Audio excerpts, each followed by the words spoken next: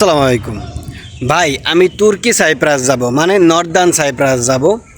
তো তুর্কি সাইপ্রাসে গেলে বর্তমানে তুর্কি সাইপ্রাসে মাসিক ইনকাম কত?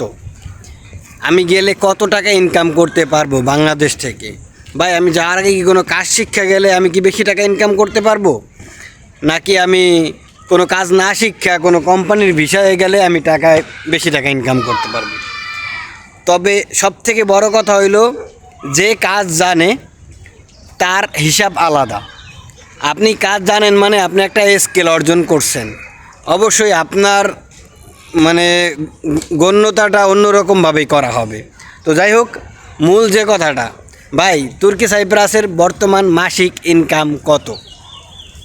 তুর্কি সাইপ্রাস যারা যাবেন তাদের মাসিক ইনকাম বর্তমানে বাংলাদেশের টাকা অনুযায়ী, যারা আপনারা যাবেন তারা বাংলার প্রায় 1,20,000 থেকে 1.5 লাখ টাকা, এমনকি 1,30,000 টাকা পর্যন্ত ইনকাম করতে পারবেন। তবে এর মধ্যে কিছু পার্থক্য আছে। যারা পুরানা লোক আছে তারা আপনাদের থেকেও বেশি টাকা ইনকাম করে, কারণ তারা অলরেডি একটা স্কেল অর্জন করছে। তো এই কারণে আমি আপনাদের এই ভিডিওর মাধ্যমে কিছু ধাপে ধাপে আপনাদের স্যালারি কেমন হবে এটা আমি বেসিক একটা ধারণা দিলাম। এখন আপনাদের মূল একটা ধারণা আমি দিব। মূল ধারণাটা হচ্ছে, তুর্কি সাইপ্রাসের আগের যে বেতন ছিল, বেতন অনেক কম ছিল, টাকার মান একটু বেশি ছিল। বর্তমানে টাকার মান কম কিন্তু বেতন অনেক বেশি। কথা বোঝা গেছে? মানে আগে তুর্কি সাইপ্রাসে তো জনসংখ্যা অনেক কম, কারণ হচ্ছে তুর্কি সাইপ্রাসই অনেক ছোট। তো আগে এত মানুষের মানে দিন যত যাইতেছে তুর্কি সাইপ্রাস তত ডেভেলপ হইতেছে, কারণ তুর্কি সাইপ্রাস হচ্ছে একটা ট্যুরিস্ট মানে একটা স্পট। মানে ওইখানে ট্যুরিস্ট যত যায় তত পরিমাণে ওইখানের বেচা কেনা হয়, তত পরিমাণে ওইখানে হচ্ছে কাজের লোকজন লাগে। তো যারা আপনারা তুর্কি সাইপ্রাসে যাবেন ভাবছেন ভাই আমার স্যালারি কেমন হবে, তাদেরকে আমি বলবো, বর্তমানে তুর্কি সাইপ্রাসের স্যালারি মাশাল্লাহ অনেক ভালো।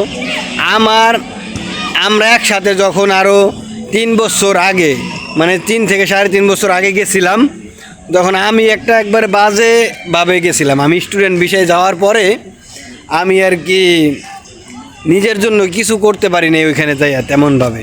কিন্তু আমার সাথে আমার একটা ফ্রেন্ড, ও গেছিল ওইখানে একটা কোম্পানির বিষয়ে। তো ও আরও 3 বছর আগে ওই সময় বাংলার 1 লাখ প্লাস কামাইছে, আর এখন ওর বেতন প্রায় 1,80,000। তো ওর সাথে আমার মাঝে মাঝে কথা হয়। আমার অনেক ভাই ব্রাদার আছে তুর্কি সাইপ্রাসে। তো যারা তুর্কি সাইপ্রাসে যাবেন, বেতন নিয়ে আপনাদের টেনশন করার দরকার নাই। বর্তমানে তুর্কি সাইপ্রাসের অবস্থা খুবই ভালো। যারা আপনারা যাবেন, যদি ভালো ভিসা নিয়ে যাইতে পারেন ভালো কোম্পানিতে, বাংলাদেশের 1,20,000, 30,000, 40,000, 1.5 লাখ টাকা পর্যন্ত ইনকাম করতে পারবেন। তো যে ভাইরা যাবেন তাদেরকে আমি বলবো, আপনারা তুর্কি সাইপ্রাসে যদি ভালো ভিসা পান তাহলে আপনারা অবশ্যই যান, কারণ তুর্কি সাইপ্রাস দিন দিন অনেক ভালো হইতেছে। আগে তুর্কি সাইপ্রাসে বেতন ছিল 60,000, 45,000, 50,000, আর বর্তমানে তুর্কি সাইপ্রাসে বেতন হচ্ছে 1,20,000, 30,000, 40,000, 50,000। তো এটা বুঝতে হবে। এখন আপনারা বলতে পারেন ভাই 1,20,000, 30,000, 50,000 কেন, নির্দিষ্ট না কেন? ভাই তুর্কি সাইপ্রাসে বিভিন্ন কোম্পানি আছে, এক এক কোম্পানি এক এক ধরনের রুলস। কারণ সরকারি রুলস একটা, কিন্তু সবাই এটা ফলো করে না। আপনি যখন ওই কোম্পানিতে কাজ করবেন, যদি কোম্পানির মালিক যদি নির্ধারণ করে যে সরকার কি কইছে খাল্লি বাল্লি, আমি তোর এই কয় টাকা বেতন দেবে, তুই করবি, না করলে তুই যা, তখন আপনি আবার কোথায় কাজে যাবেন, কোন জায়গাতে আবার ভিসা লাগাবেন, কোন জায়গাতে কাজ খুঁজবেন। এই কারণে মানুষ অনেক সময় 20,000, 10,000 টাকা কম হইলেও কাজ করে।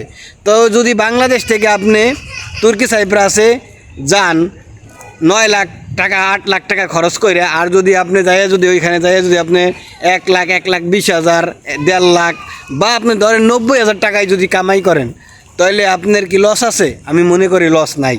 কারণ আমার যারা ভাই ব্রাদাররা থাকে ওইখানে আমি জানি ওরা অনেক ভালো টাকা ইনকাম করতেছে। তো যারা যাবেন আপনাদের চিন্তা করার কোনো কারণ নাই।